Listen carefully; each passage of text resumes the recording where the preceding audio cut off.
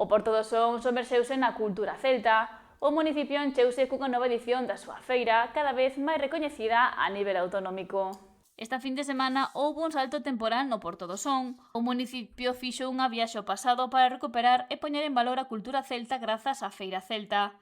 Conta con todos os espectáculos de lume, música e obradoiros non faltaron nesta cita que atraeu a miles de persoas ao municipio sonense entre o 24 e o 26 de xullo.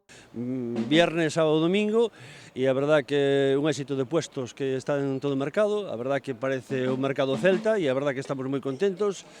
E, bueno, pois que a xente disfrute, o tempo vai nos acompañar e, bueno, pois, o que lle pida a xente é iso, que participe. Tivo unha gran acollida polo que a xente visitou en masa o mercado da feira, moitos deles chegados de fora da comarca.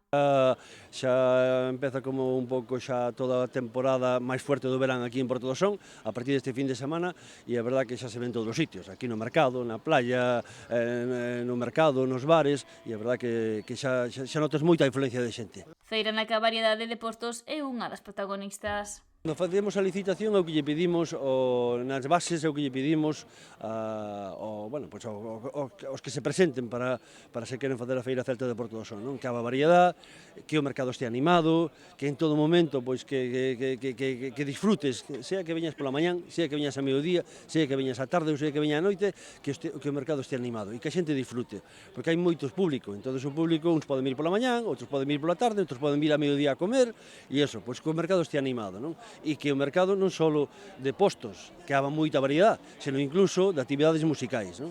A Feira Celta foi o peche por todo o alto do mes de xullo, pero as festas continúan no municipio sonense. Primeiro fin de semana de agosto, a Hortela. Segundo fin de semana de agosto, a do Pulpo. Este fin de semana tamén coincide, que este ano coincide, tamén as festas do Carme de Queiruga. Así hasta despois das festas do Carme do Son, que son do 7 ao 11 de setembro.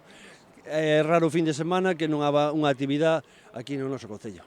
Esta fin de semana a xente vibrou cos espectáculos de lume de gran formato, os pasarrúas ambientados na cultura celta e coñeceu un pouco máis de preto a cultura. A feira rematou onte, pero xa está iniciada conta atrás para vivir de novo o vindeiro 2027.